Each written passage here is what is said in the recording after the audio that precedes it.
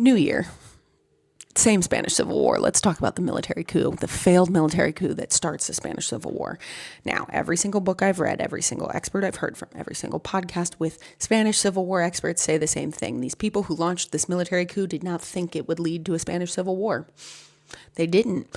They were like, we're going to be able to get in, get out, kill a bunch of people, get our country back, and call it a motherfucking day. That's not what happens. So it's 1936. You need a tiny bit of context to understand what happens in July, and none of you watch my other videos, so we're going to do a quick recap. February of 1936, the Popular Front, the left side of the spectrum, wins what will be the final election in the Second Spanish Republic. Okay, the next couple of months are fucking chaos. Chaos. There are prisoners being released from the October Revolution from a year and a half before. There are peasants appropriating land from uber wealthy people. There are churches being burnt. There are clergy members being murdered. There are street fights left, right, and sideways. There's assassinations everywhere. The military is fracturing. And this is where and the time period that these military leaders are going to plan this coup. Now, one of the leaders is Jose Sanjurjo. He is the leader of the failed coup of 1932. It's almost like this is a history lesson in what to do for people who want to lead insurrections. Other leaders, Emilio Mola and, of course, Francisco Franco, among others, right? On July 12th and 13th, there are two assassinations, one on the left with a retaliatory assassination on the right of Jose Calvo Sotelo, right-wing parliamentarian. Military leaders are like, fuck it, let's go, we ball, right? The government at the time knew that these people would probably plan a coup, so they tried to separate them all out and make things a little bit harder. But their reaction to understanding that a coup was being planned in March, April, May, not great. A lot of inaction. Probably one of the underlying reasons why the Republicans, people on the left, people loyal to the current government, lose the war. Anyways. It's July 17th. We're in Spanish Morocco. July 17th, 1936. The coup's supposed to start July 18th. Unfortunately, it starts a day early because somebody leaked the information. And they're like, oh, fuck, we got to go.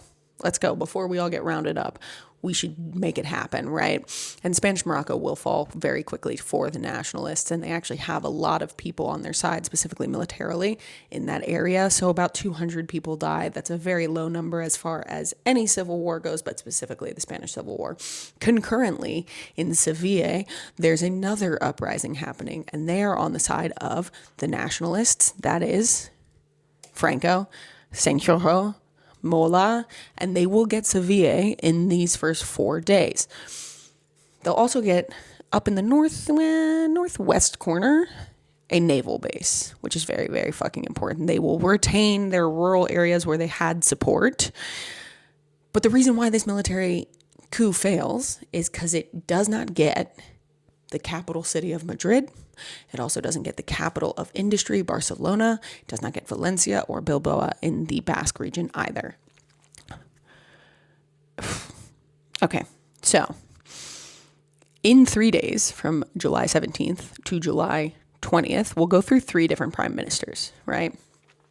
So when it begins on July 17th, the first prime minister will do a media blackout. July 18th will be a 1-day tenure of Diego Barrio. And then on the 19th, Jose Guerral will become the prime minister, and he will be prime minister until September. The 19th is also the day that all the fighting begins in Barcelona. This is when the militias organize and they start pushing back and they say, fuck you, this is our town. And that's when Franco realizes, oh shit, Franco and Sanjurjo, because he's still alive, he will die on the 20th. They realize they need some fucking help. They've got people in Morocco, they've got plenty of military in Morocco who want to help. But how do they get them to mainland Spain? Right? Spain's military is in fairly much disarray. They don't have an air force, and so they tap into Germany and Italy. And this is the beginning of foreign interference. And even though Germany and Italy will sign the non-intervention pact just a month later, big air quotes, non-intervention pact, with France, with Great Britain, with the United States and Soviet Union, they will be intervening the entire time. Now, chaos. 3 prime ministers, 3 days, fighting across the entire country and their colonial territories, including Morocco.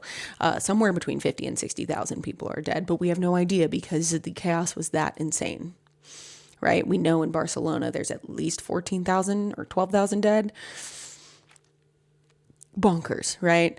But again, they fail because they do not get Madrid. They do not get Barcelona. They do not get Valencia. And the government opens up the armories for people to take guns and fight back. This is all happening on the backdrop of the Berlin Olympics. Yeah, foreign dignitaries are flying into Europe all basically like this entire time period, right? Because August 1st, 1936 is when the Berlin Olympics start. So we're going to pick back up talking about German and Italian interference and obviously this non-intervention pact, and we'll go from there. And then we have to talk about Guernica.